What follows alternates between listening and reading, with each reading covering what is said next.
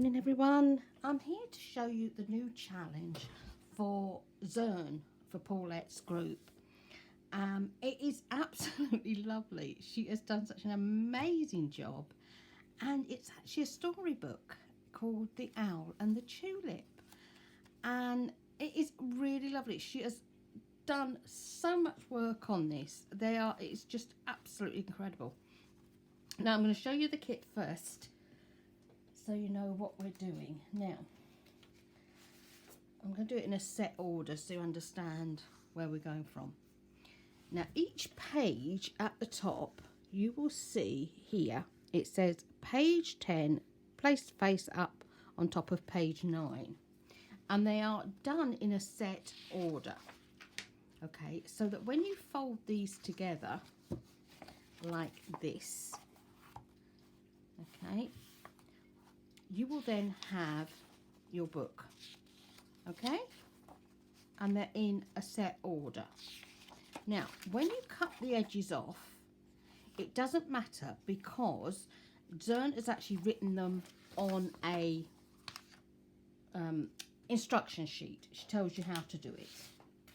Now, this is the instruction sheet, beautiful in detail, and she explains it all really, really well. Their faces, and it's all based on a story. Okay, now here you will see it says page 1, face up on your table, page 2, face up on top of that one, then page 3 is face down, page 4, 5, 6, 7, 8, 9 are all face down, and then face 10 is up. So providing when you cut them you leave them in the stack of the correct numbers 1 to 10, you're going to have no problem putting them together. And then she explains about folding this to make your signature. Okay, and that's at the bottom here. Then after that you go on to this bit and she tells you how to make the cover, how to lay the whole template down, how to use the whole template for the pages, and how to do your 3-hole sewing on the cover. Okay, your pamphlet stitch. It is explained incredibly well. You can't go wrong with this. It's beautifully explained. So I'm going to go back over this way and I will actually show you the pages, and they are really lovely, and they're all basically about this owl who discovers a tulip, and they get this most beautiful relationship between them, and it is gorgeous. It's a beautiful story, and obviously you get this lovely backing page too. Now obviously I'm going to change how they're put together. Now, these are all printed on paper, and it is up to you whether you do the middle in paper or in card, but you do need to do the cover in card to give you that stability. Now I made mine with card and it worked out perfectly, and I printed these on paper just to see how they will feel. Great. You could do either or. It depends on how much you're going to put on your page. If you decide you're going to put quite a lot on each page, you know, ephemera, things like that, it's better off to go with the 160 GSM card because that really stands up to the weight. Okay. His face. He loves that tulip. And those are the pages. Okay, so that's your 10 pages for your book. Now, let me show you the ephemera next. Here's the ephemera. And there is a reason why this one is only like that. And that is obviously because it's part of the cover. So you've got these two lovely, lovely journal cards. Beautiful belly bands. 2 beautiful envelopes. Their faces. I love owls. My dad used to keep owls many, many years ago. And the biggest one, she was a barn owl, and she was called Athena. Really lovely, aren't they? And this book belongs to, I love that, I love in a book plate. Beautiful. And there's your little pockets. With your tulip over his head. And these are stunning. Look at the gorgeous, gorgeous stamps, aren't they? Absolutely stunning. And then you've got lovely, lovely journaling cards to write on. And then you've got your story. And your story is done on journaling cards. Okay? And it starts out, one bright spring day, an owl stumbled upon a lone tulip. What in the world is this, he wondered. How curious, he thought. It's really quite beautiful. He cautiously examined it and was struck by its vibrant colours and the way it gently swayed in the wind. And then the story goes on from there. And there's 10 altogether. You've actually got 10 altogether. At the bottom you've got those 2 owls. And when you do these, you can either, as Zurn suggests, you've got 1 card for each owl in the book, you know, on your pages, or you can join them together, put them all together, one on top of the other, and either put a hole in the top and put some ribbon through it, or make it into a little book, however you decide. But it's the most lovely story. You will really love it. It's beautiful. But I don't want to read it all because I don't want you to spoil the story for you. So that's the ephemera. Then comes the cover. So, cover. So you have your 2 pieces like this, okay? And you score down these bits, okay? So simple. Then you're folding your bits back, okay? Like this, along your score lines. And then you glue them together, like that. That is how quick and simple it is to make the cover. Perfect. So let me just glue that together and I can show you the next bit.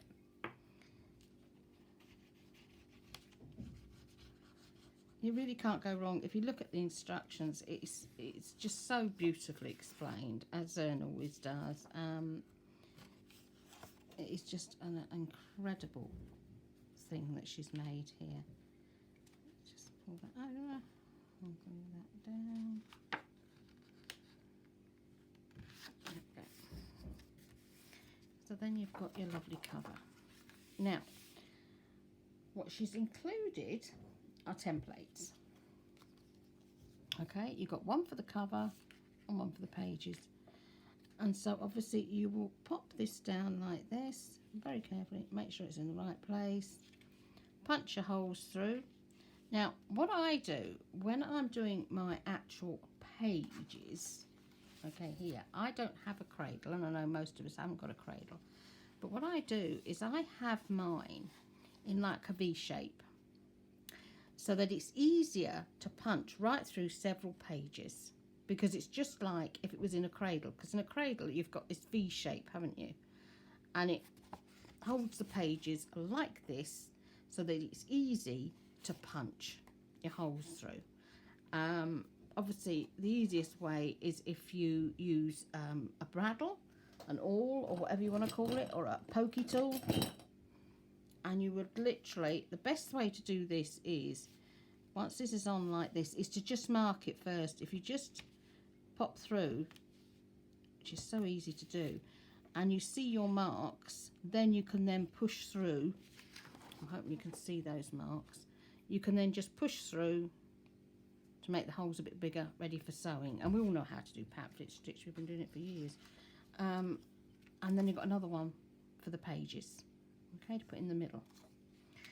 And you sew your pages in. Okay, now once you've sewn your pages in, now the thing is, Zurn also gives you the name and the title of the book to pop on the back.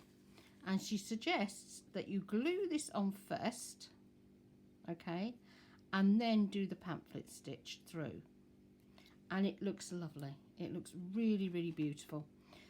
You are starting from the back and you are finishing at the back, and you are tying off on the back.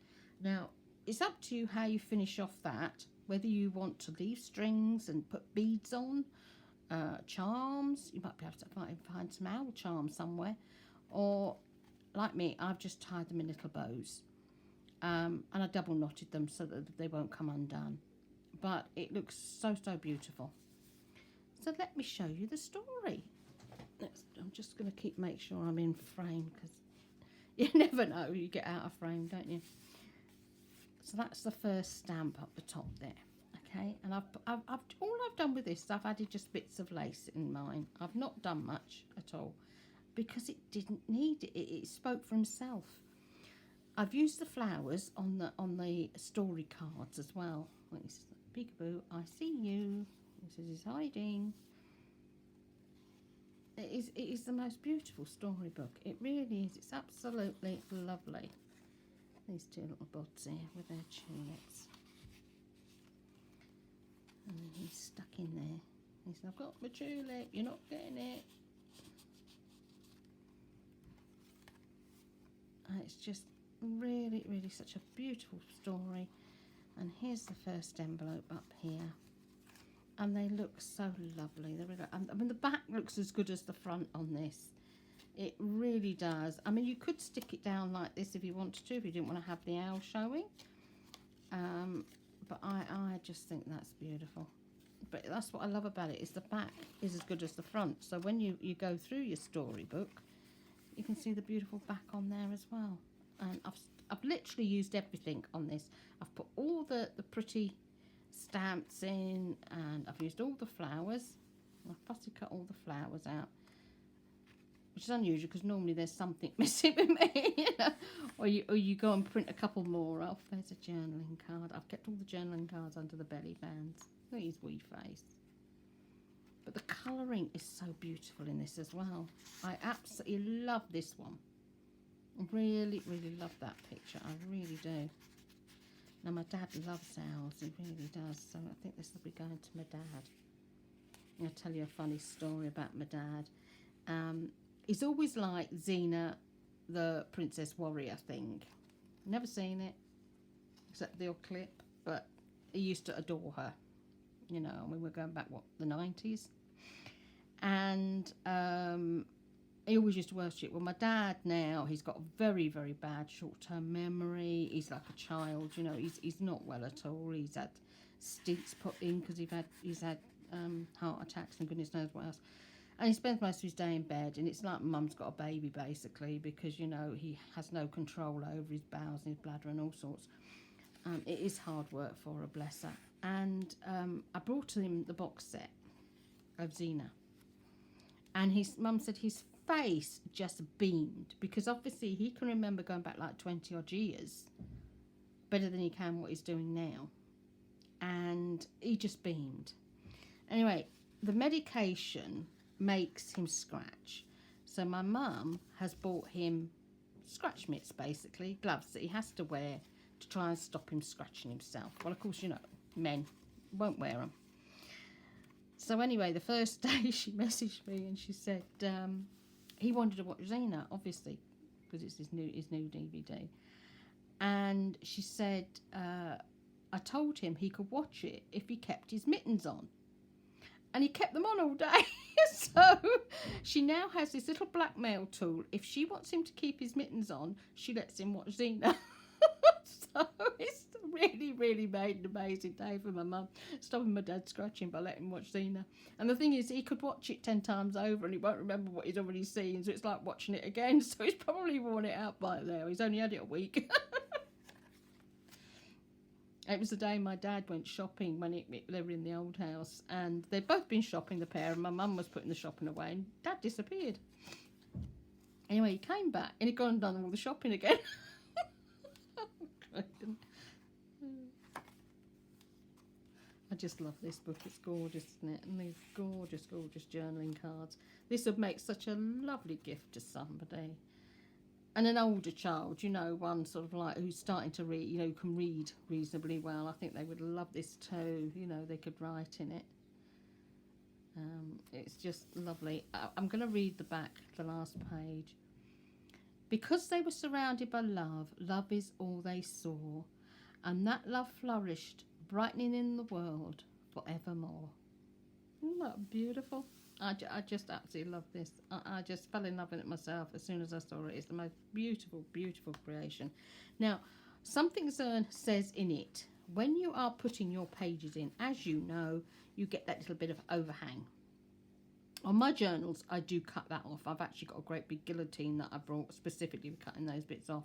But on this, she's done it in such a way that you can't see it, look. You've not got that problem where, you know, sometimes when you make a journal, because you put quite a few pages together, they're going to stick out the end or it's going to look really ridiculous. On here, it doesn't notice. You do not notice that you've not got them cut off because of the fact you've only got 10 pages. So it's really up to you whether you decide to slice those few off or not. I personally don't think you need to do it. I think it actually adds to the character of this beautiful book.